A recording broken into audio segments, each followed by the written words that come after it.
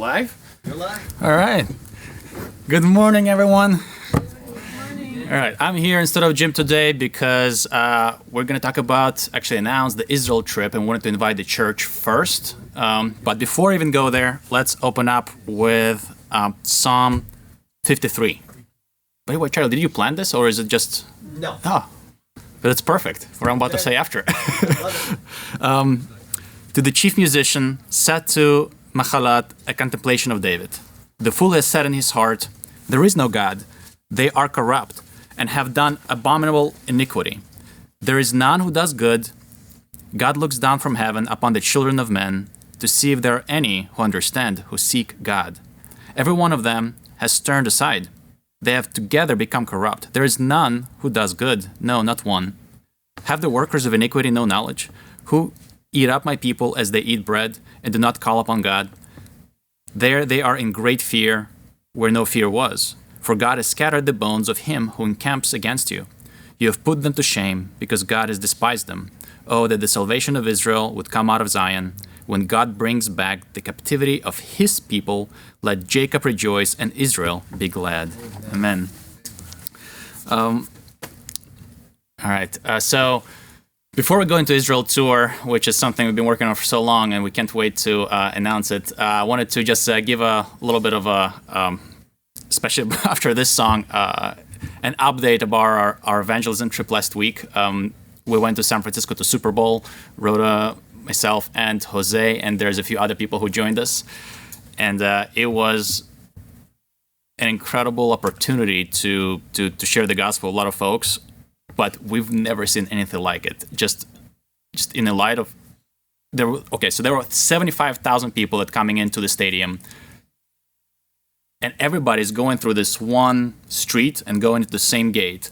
And so we're standing there just giving out gospel tracts saying hello. Some of you probably watched some of the bits that we posted on the channel, but we're giving out gospel tracts. And for the first 3 hours, so 9 to about noon, we gave out most of the tracts, which in the end ended up being over 3,000 gospel tracts. But then at noon, all these other groups came, and the other groups, they were not evangelizing. They had some other themes and other thoughts, and they had something to do with, some were anti-circumcision group, the other group was black Israelites. They will tell me in the megaphone, oh, you're a fake Jew, we're the real Jews. I'm like, what is going on? What is happening here? And then you cross the street and the same, you can still hear them, and the other megaphone, they were just sending everybody to hell. You guys are going to hell. Everybody who is coming in here, you're all going to hell. And they're pointing at me, you're going to hell. And I've also, what is going on? And so I didn't see anything about Christ except just, everybody's going to hell, I guess except them. And then the other group, the black Israelites, and then the other group, the anti-circumcisers. And then it was wild. I've never seen anything like it. But as it all ended and we kind of went our way and we had fellowship in the afternoon, we started reflecting upon it. And we were thinking, there are so many voices trying to reach people, so many causes, so many things, and there's only one truth. And I thought, wow, if Jose didn't go there, if other believers didn't go to tell people about Christ, all these voices would just completely overtake the people in the crowd. Even at that event, even though we were there to share the gospel, it's like almost Satan sent all those folks there to distract. Because once people go in there and they hear all these megaphones and all the craziness, they don't want to take anything anymore. They don't want to hear anything. They'll just leave me alone. I just want to pass through here because it's overwhelming. So I thought, wow, even where some good work is done, Satan sends his workers as well. So yeah, so that's been just on my mind, Rhoda's mind for the past 7 days. And then this psalm is perfect. The fool has said in his heart, there is no God. And we've seen that firsthand last week. And then Rhoda and I just do this once in a while. This is the second time we've done it. Last time a year in DC. But as you all know, Jose doing it all the time. Charlie's doing it all the time, and right from here. So we don't get to see it so many voices and so much evil in the same location all at once. So that was overwhelming, but also eye-opening of the need to share the gospel. And the end of this psalm kind of leads us to the next subject, and that is the Israel tour, and that is God bringing back the captivity of his people. Let Jacob rejoice, Israel be glad. So we have been working on an Israel tour for a while now. Rhoda and I have been planning it for a few months. and we had no idea what we were stepping into, and we just had a desire to take folks to Israel, and now it's become a giant project, and we're very excited about it.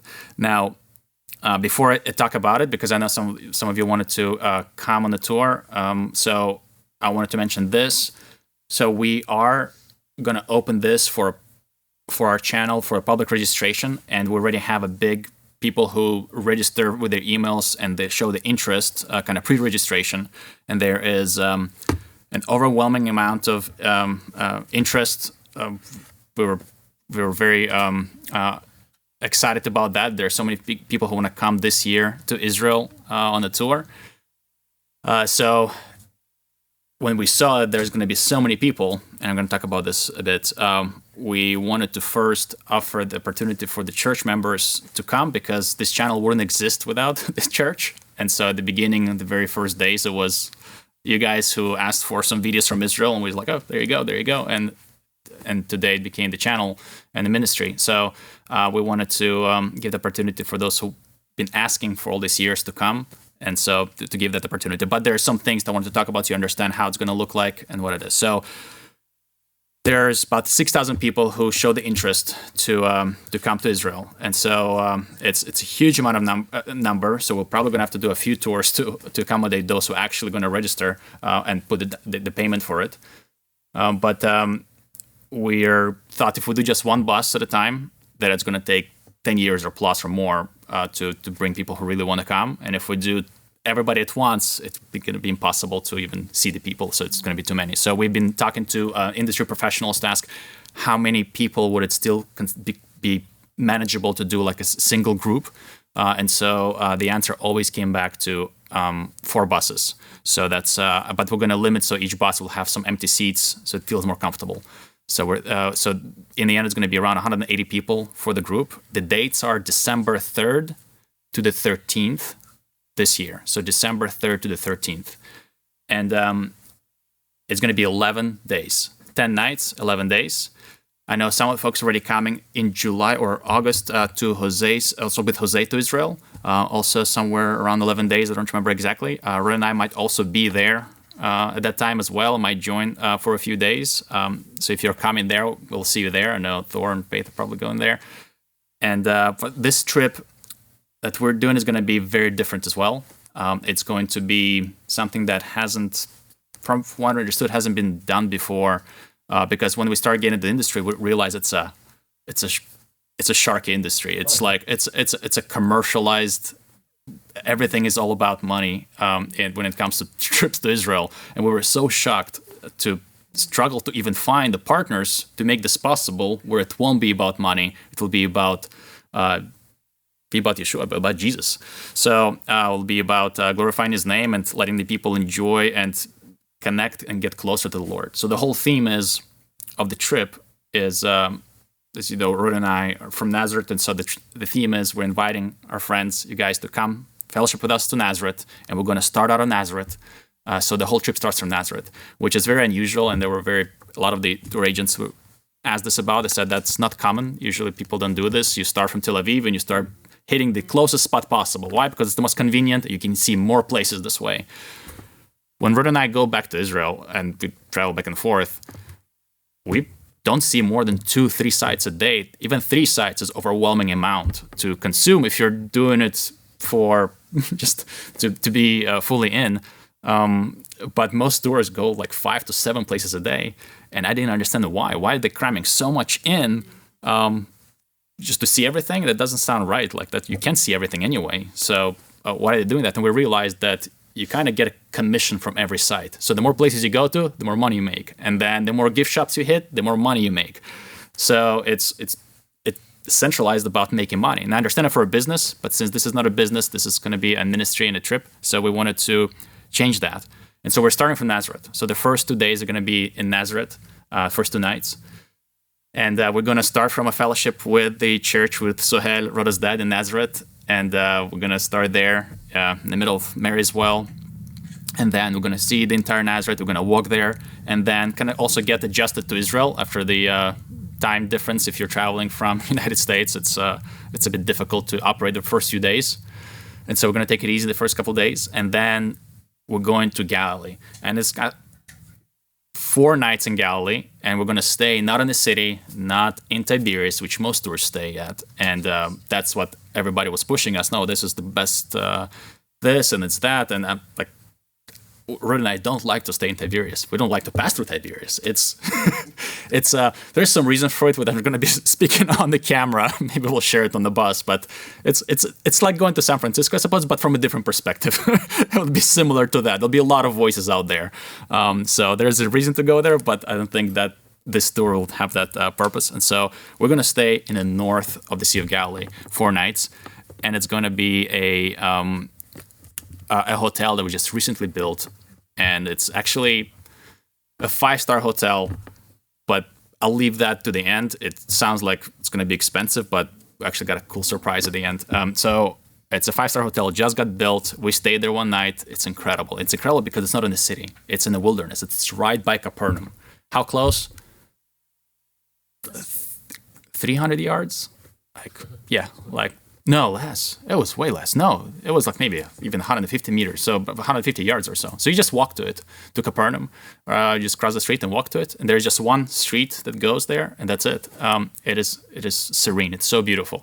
It's kind of our epicenter of our tour. So 2 nights in Nazareth, then 4 nights in Galilee, and out of Galilee, we're going to explore the entire Galilee region. We're going to go north.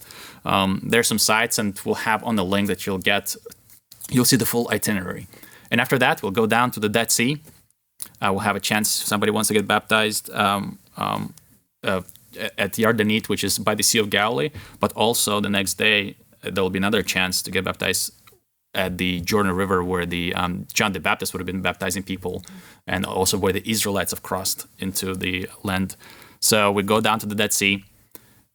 And again, because this is not a commercial tour, we, for example, going to go see the Qumran Scrolls. But instead of going to the Qumran Scrolls actual site, we actually we don't plan. We'll see. We're still talking to the agents. They're saying people need restrooms, so we'll figure out how we can get them to the restrooms without going to the sites. But that site, Rhoda and I have been there multiple times. You go in, it's a nice site, but you don't really get to go to the caves, Qumran caves. You just get to see the community ruins a little bit from the top. It's interesting, but it's very commercialized. You enter through a gift store.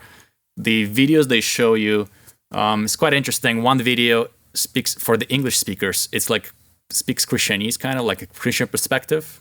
Some of it is weird. Like they try to relate John the Baptist as some kind of weird guy that came to this community, was not accepted or something. I don't know. They make up a lot of stuff as they tell these stories, but for tourists, it's interesting. And then if you watch the same thing, the same room, a presentation in Hebrew in the same archaeological site, well, this story is entirely different. And they're bashing John the Baptist as if some kind of cult member.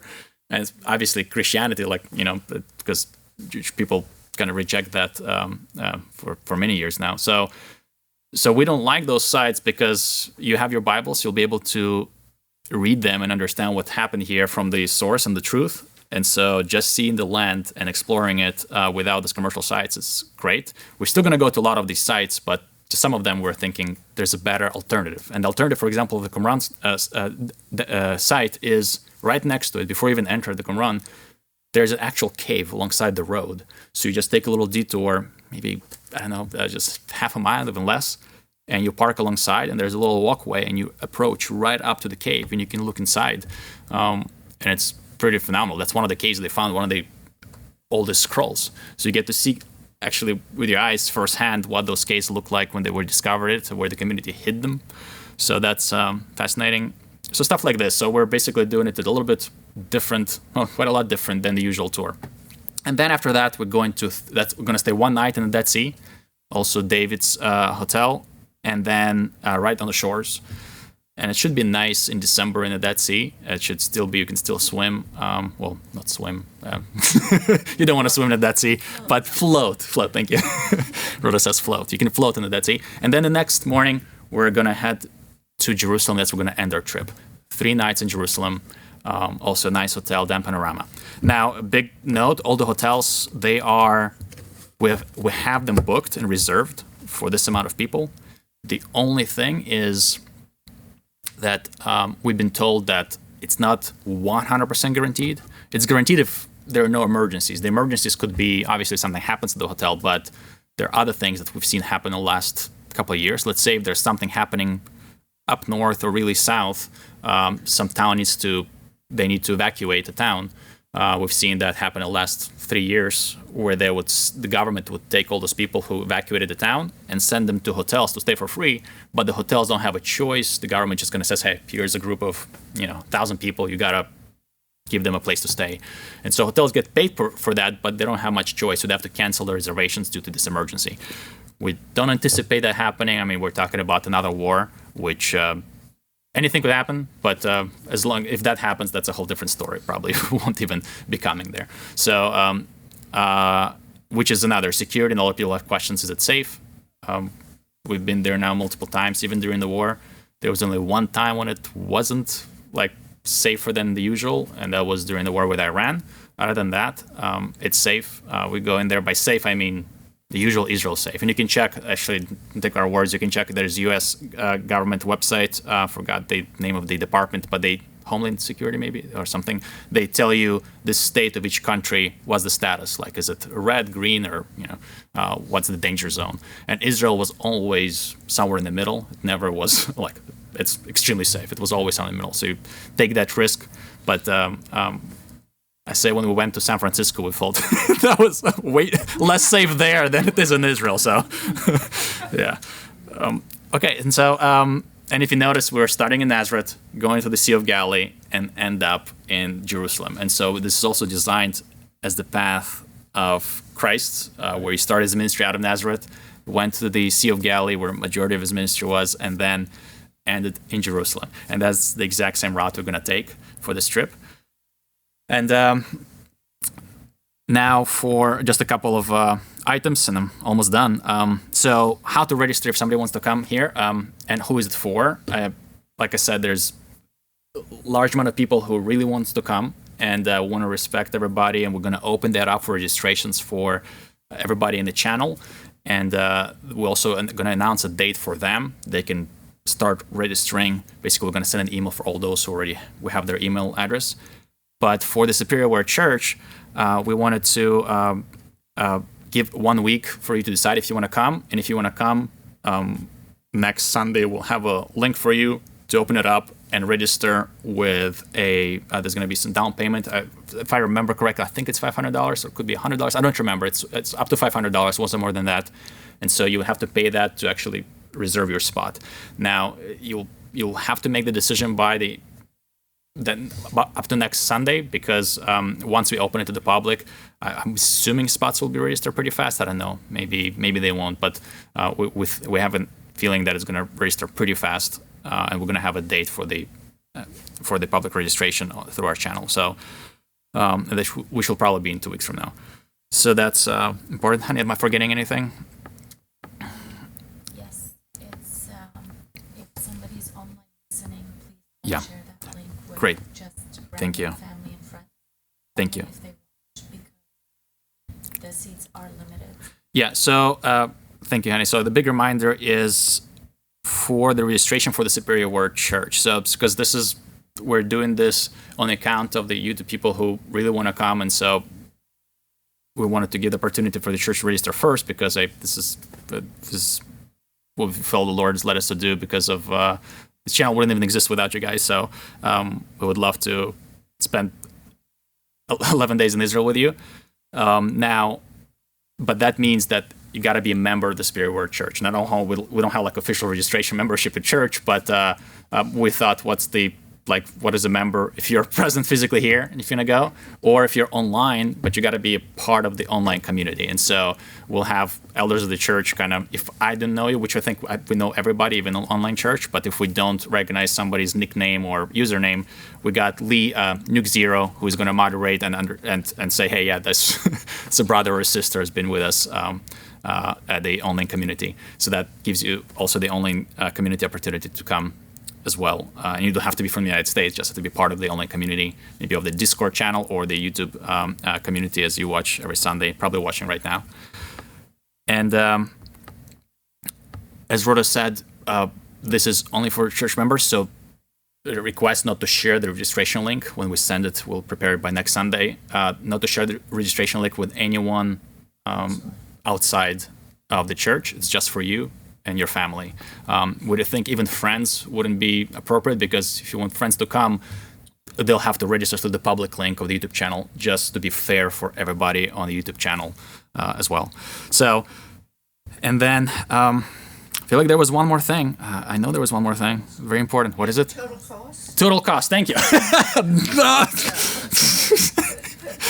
That's important. So the total cost is going to be, we don't have the exact final number, but we've got a ballpark, and we know it's going to be below $3,000 per person on a double occupancy price, which means like two per room, husband and wife, for example, or two friends. So that's going to be, which reminds me of one more announcement, and that I think was going to be around $2,700, $2,800. We're just finalizing the final details. Without ticket. And that's without a flight. This is land only. Now, you can do a flight as well. It's going to go, I believe, up to $4,000 or somewhere close to that. Or you can buy your own flight, especially if you're flying somewhere closer, you have a direct flight. Or you can work with our agent to book you a flight, part of the package, or just help you out. So, Will we be flying out of Sarasota going to where? it's a great question. So it depends. If we have a lot of people from here, the agent will be able to arrange a flight and cheaper flight package for the entire church. For example, if there's 15 or 20 people, that's possible. Otherwise, there's a chance if they do a flight package, they'll do hubs like Miami, New York, and you'll be responsible to get to that hub, and then from there there'll be the flight. Yeah, or you can do your own flight, basically just book it and just get there by the date. And we'll get all the final details, and you'll see them also on the website as well once we send the link. This is our agent. And speaking of the agent, and of the price, this is important. So as I mentioned earlier, it's such a commercial. They commercialized Christian travel to Israel so much, and we were so discouraged with Rhoda as we looked it all up. So usually these tours are much more expensive. I looked up, so the hotels, all the hotels are 4- and 5-star hotels, and when I looked up the price just to stay in hotels alone, those rooms for 10 nights, that came up to $7,000. And so how is it possible that under $3 we can do that, plus you got buses, you got breakfast and dinner, you got everything else, admissions to the sites, everything is covered except lunch. Lunch is the only thing. Even insurance is kind of part of that as well. So Admissions to park. and admissions to park, everything's covered except lunch. Lunch is like, if you want to have lunch, $20 a day. Otherwise, you can have breakfast and dinner and some snacks. So how's it so cheap? Well, the first partner we're partnering in Israel is Sarel, and they're owned by believers. And we met the president, we met all their team, and we've been working for over a year now, discussing possibilities how to make this affordable for everybody to be able to come. And the hotel we're staying, one of the hotels, is owned by Sarel. So the pricing is literally just ministry pricing. And then you also need an agent in the United States to handle everything. So Rhoda and I will not be working with you to book flights or anything. It's all going to be our U.S. agent. So they're going to be a responsible body for the tour. So you call them, you speak to them, they handle everything, you pay them, not us. We're actually not going to get anything from this. So the agent from the U.S. is called Inspire. It's a nonprofit organization. And so they don't also take money for this. They just literally operational cost. It's minimal. When we found out what they're charging for this, is very, very minimal compared to every other quote we've got. And they're an awesome team of guys. They actually provide all the tours to Museum of the Bible. They work with them. One of them used to work there as director, and then also the Ark experience as well. So this is the organization that we're partnering with to be the agent. And I need to get going. It's 10:22. Okay.